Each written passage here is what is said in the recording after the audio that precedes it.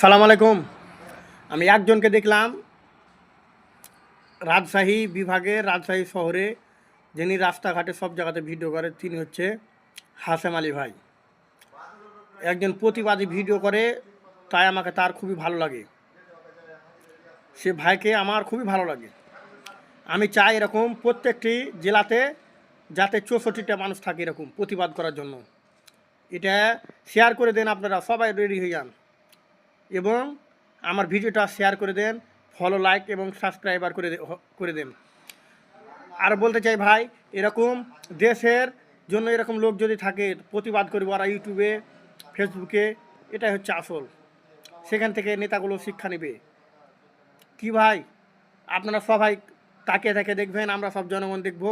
হ্যাঁ, আমাদেরকেও তৈরি হতে হবে এরকম জনগণ। খালি একজন ভাইয়ের জন্য ছেড়ে দেবো, একজন বিভাগে একজন ভাই থাকবে আর সবাই খালি কচু কাটা।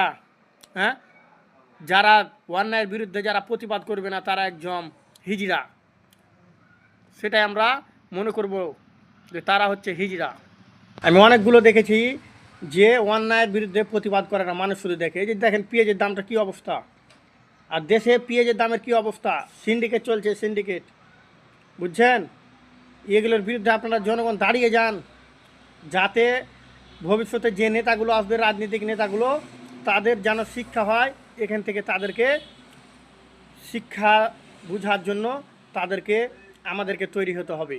সেরকম একজন বীর সৈনিক হিসাবে তৈরি হতে হবে, ইনশাআল্লাহ। বীর সৈনিক